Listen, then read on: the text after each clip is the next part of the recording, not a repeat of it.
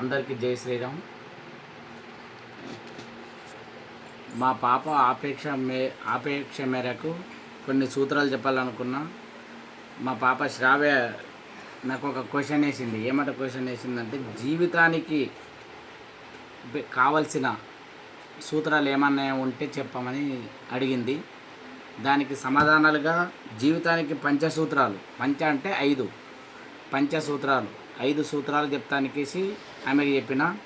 అవి జీవితంలో ఎప్పటికి కూడా ప్రతి ఒక్కరికి పనికొస్తాయి. ఒక్కరికి కాదు, శ్రావ్యకు ఒకటే కాదు, ప్రతి ఒక్క మనిషికి కూడా పనికొస్తాయి. ఆ పనికొచ్చే సూత్రాలు, ఫస్ట్ ఏదే పని చేయాలన్నా కూడా ఈ 5 సూత్రాలతోన ప్రతి ఒక్క పని అవుతుంది. ఈ 5 సూత్రాలు ఏమంటే, ఒకటవది ధైర్యం సర్వార్థ సాధనం. అంటే ప్రతి ఒక్క పనికి ఫస్ట్ స్టార్టింగ్ ధైర్యం కావాలి. అంటే ఏదే పని చేయని ఫస్ట్ ప్రతి ఒక్కరు కూడా రాసుకోండి ఈ విషయంని. నన్ను ఎందుకు చెప్పినా అని కూడా మీకు అర్థమవుతుంది. ఫస్ట్ పాయింట్ ఏమంటే, ధైర్యం సర్వార్థ సాధనం. అంటే ఏదే పని చేయని స్టార్టింగ్ ధైర్యం కావాలి.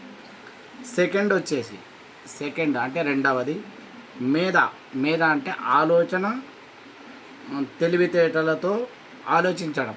అంటే తెలివితేటలతో ఆలోచించడం అంటే మన తెలివి అంటే మన నిజమైన ఒరిజినల్ జ్ఞానం ఏముంటుందో ఆ జ్ఞానంతో ఆలోచించడం. మూడవది ఏమంటే దూరదృష్టి ఉండాలి. దూరదృష్టి అంటే ముందు ఆలోచన. దూరదృష్టి అంటే ప్లానింగ్ చేసేటప్పుడు కొంత రాదు అంటే ఇది ఫెయిల్ అయితే కూడా ఎట్లా, పాస్ అయితే ఎట్లా అన్నట్లు టోటల్గా దూరదృష్టి అంటే చాలా దూరం ఆలోచనలు ఉండాలి. టెంపరరీ ఆలోచనలు ఉండదు.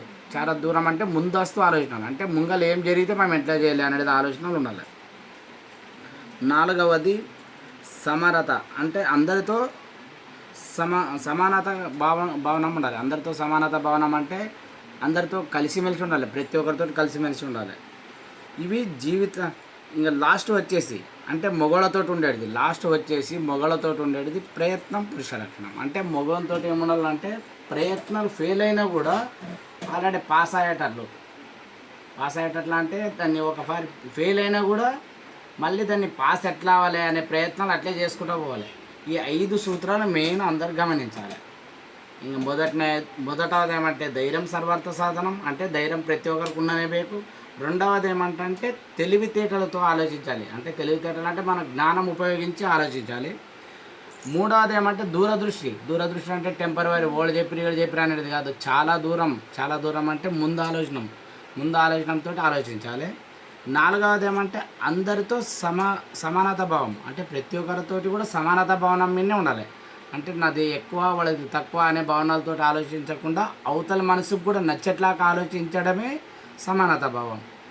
ఇంకా లాస్ట్ వచ్చేసి ఏమంటే మగవాళ్ళతో ఉండేది. అంటే ఓన్లీ జెంట్స్ అంటే మన మగవాళ్ళ దగ్గర ఉండేది ఏమంటే ప్రయత్నం ఫెయిల్ అయినా కూడా అస్సలు ప్రయత్నాలు మళ్ళీ చేసుకుంటూ పోయేది. అంటే ప్రయత్నం పురుష లక్షణం. అది లాస్ట్ 5వది.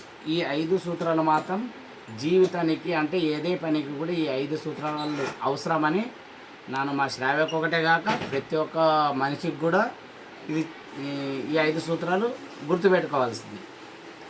ఇంతకీ జై హింద్, జై శ్రీరామ్.